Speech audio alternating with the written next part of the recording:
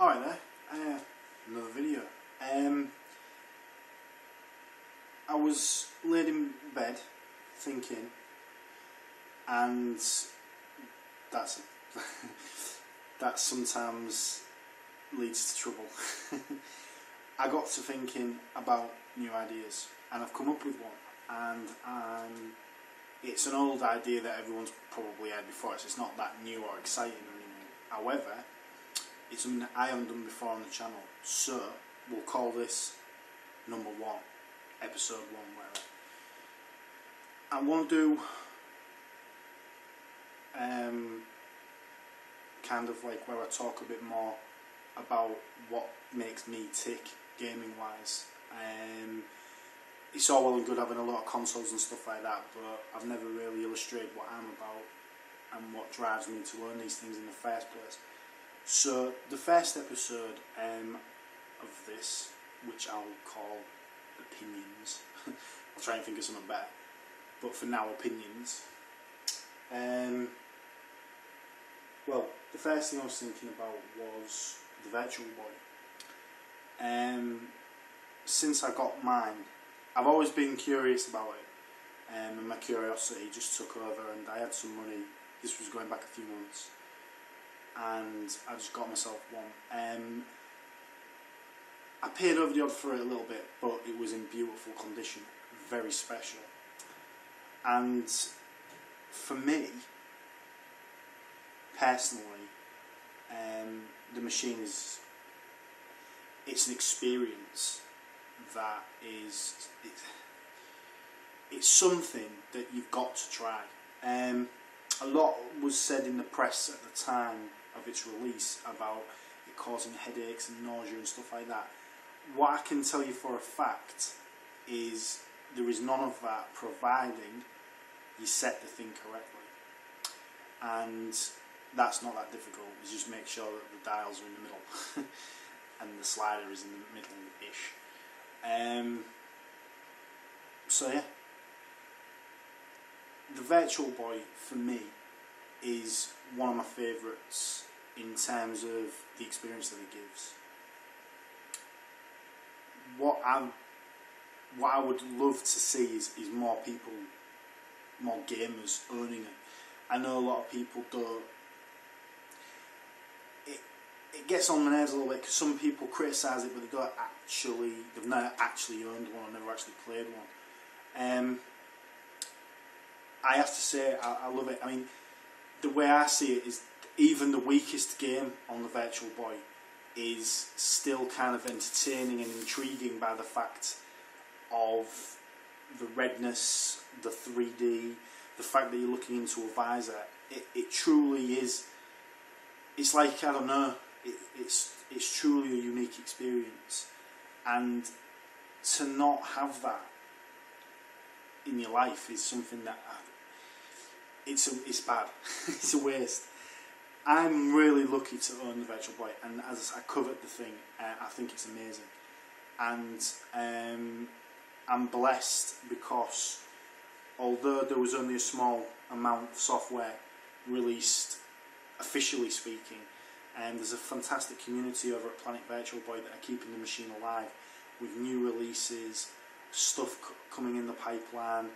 I mean, you've got games as diverse as Guitar Hero clones and games like Soccer Band and things like that. So there is a steady flow of games coming out for it even now. They even went as far as to release a prototype game, a game that was basically ready to go out there, but Nintendo pulled the plug in Bound High.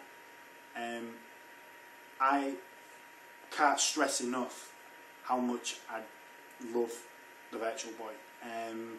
It's, to me, it's adventurous.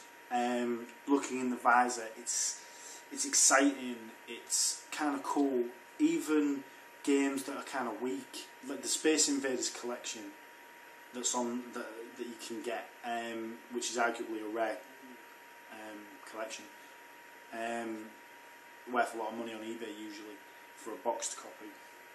That particular game, Japanese only, is heightened massively by the 3D aspect, which in my opinion works really well.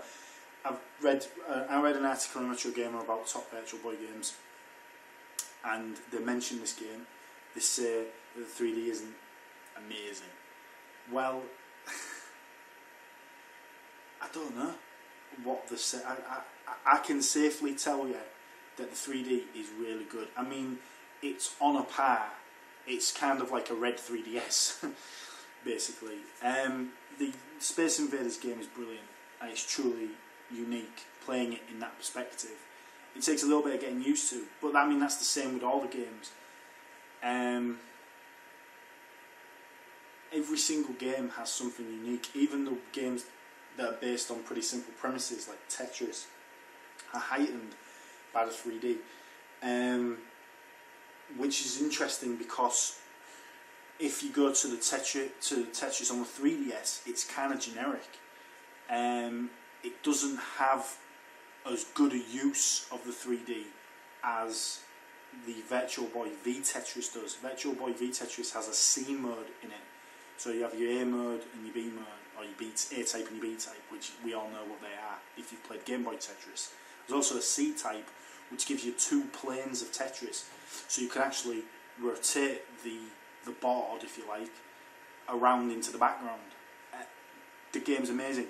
Even games that use the 3D as incidental detail rather than a gameplay mechanic, like Panic Bomber, they make such good use of it. It's like, wow.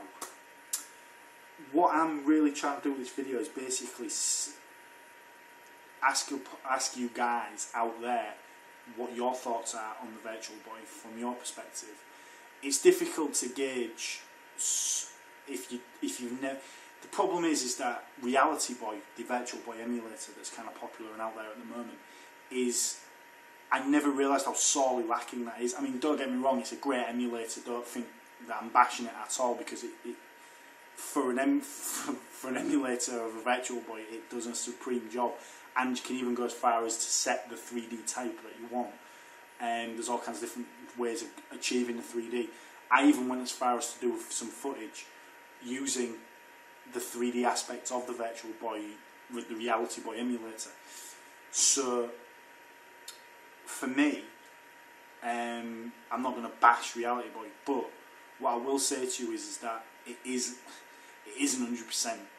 It is missing a lot, and in terms of the sound quality and the way that the frame skipping is kind of a bit aggressive. So like the game, if you run the game at 0 frame skip, it kind of slows right down. But if you put it to 2, it goes real aggressive. It just goes and it goes all stoppy starty. But obviously you get your 60 frames a second. For me, playing the Virtual Boy is a special thing. I'm really lucky because I got a Flash Boy, which was the cartridge designed by Richard Hutchinson. He designed this cartridge, which is basically a flash card for the Virtual Boy, and obviously that is just amazing, because what that does is that gives you the access to the homebrew stuff to play on a real system, and that is special. Very nice. As I talk on Planet Virtual Boy, they've just released an update to a really popular game called Innsmouth no Yakata. If you're a Virtual Boy fan, you'll know straight away what that is.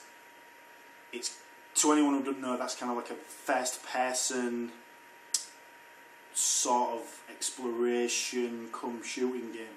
Shooting mechanic is it's just basically using the right thumbstick, the right thumb pad, to aim your gun, and using the shoulder buttons to shoot and reload. That's just one part of it. The other aspect of it is actually moving around and exploring a map. It's kind of like, it's not like Wolfenstein 3D or Doom or anything like that. It's kind of, each move is one square, but to me, it's the most atmospheric game I've ever played. It's so simplistic, but the idea of it, the way that it's presented, even the limited sound is so good. It's just so beautifully done.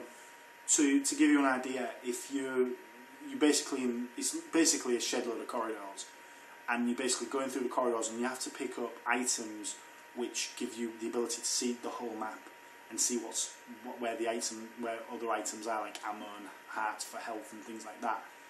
The key is literally to get the key. This key then opens a door, which is your exit. You're under a really tight time limit. Even the first level has a really strict time limit, and basically you have to get out as quickly as you can before the oncoming threat gets you. It's tense and atmospheric, and it truly is a marvel. If you was to put this game into 2D and just put it on on your computer, if you put it on any other system, it would just be, in fairness, it would be cack. It would be so simplistic and kind of pointless. When you play on the Virtual Boy, the 3D, the fact that you're in, your whole headspace is in this game, it transports it to a new level. And to give you an example, I mean, it can be frightening because things come up from behind. So when you turn your character around, there it is, like, whoa, baddie, like that. There are negatives to the Virtual Boy, but for me, they're irrelevant. Things like to do with the stand and where you position your head and stuff like that, I don't give a crap, because I just have 2 pillars and I lay it back. Problem solved. Never been a problem. On Planet Virtual Boy, they even are coming up with a custom head strap, so you don't even need to stand. So, no problem. The Virtual Boy for me is truly a unique console. It's truly a special machine, and it's something that everybody who is a gamer should have. The only thing that I rate more highly than that is the Neo Geo AES and the Sharp X68K or X68000. Those 2 machines are they're what I need. I crave those machines, but that's something else entirely. For me, the Virtual Boy should be on everybody's list. There's no bad points. Whatever has been perceived as a bad point in the press and by other people is an exaggeration. You would have to be moronic to make the mistakes that would cause you to have the headaches. They even go as far as to put automatic pauses in the games, which is, in my opinion, overly dramatic, but it's there. I've never been fully au fait with 3D, and I've never really appreciated it up until the owning of the Virtual Boy. Now I have the 3DS as well, and that is brilliant in a different way.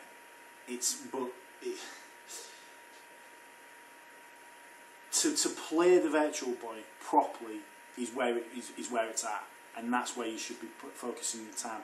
If you're a collector and you don't have a Virtual Boy, consider collecting for it. Basically, you've got a really small amount of games that I think it's about 16 or 17, I think maybe 18 something, actually official commercial games.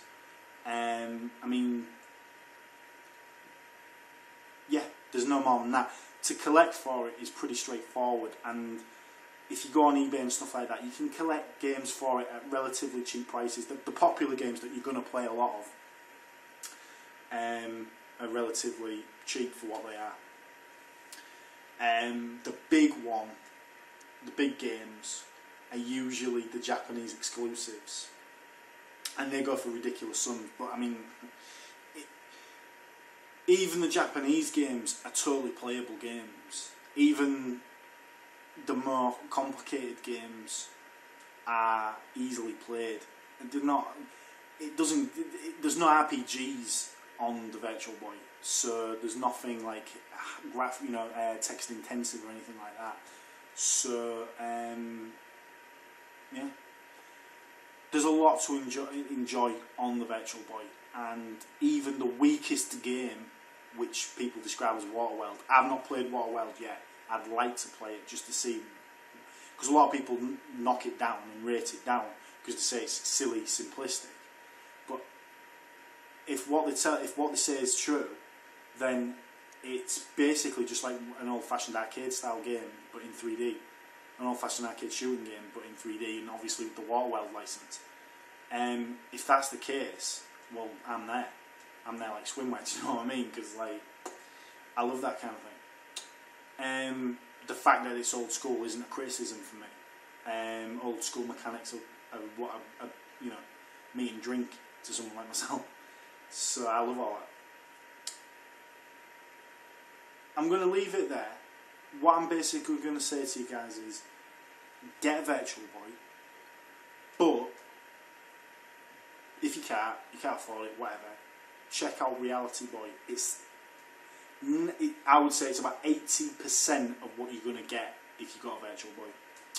And you can set it and faff about with it and make it your own, if you don't want to go to the expense of getting a Virtual Boy. And that's usually what most people do. I want you guys to comment. I want you to tell me if I'm talking shash, or if you agree with me or whatever. I want you to tell me about your experiences with the Virtual Boy, and I personally want to know if you guys think I'm out, you know, if I'm crazy or whatever. I would love to see a Virtual Boy in every collector's collection. Even people that have criticised Virtual Boy, I want them to give it another go. Knowing what I know about the system, I think I can convince people differently. Basically, this first episode is Virtual Boy love, and that's it for me. I'm going back to the Virtual Boy before I go to bed. Just for a quick half an hour and stuff like that. I'm just wondering what I should play. I was thinking about Galactic Pinball. There's the thing as well. The pinball game, the Galactic Pinball, is ace. You've got to play it. But let me know. Let me know what you guys think. I want to know what you guys have, if you guys have got any wish lists for what you might want to see on Virtual Boy. The machine, in my opinion, is still going strong. Planet Virtual Boy are keeping the machine going. The releases are like one a day or something, but I mean, there's stuff happening, the stuff moving forward all the time, and some of the stuff that's coming out is quality releases. Some of it is demo-esque and homebrewy, but there's some quality stuff coming out of it, coming out of there. So there you go. Alright guys, gonna leave it there. Enough Virtual Boy craziness for one day. I'm going to be doing more footage of Virtual Boy, but that's way later on. But in the meantime, guys, I just want you to tell me what your opinions are on Virtual Boy, and tell me what your opinions are on the whole Virtual Boy thing, games, whatever. Alright guys, have a good one, and hopefully if this works out, I'll be doing more of these. Cheerio.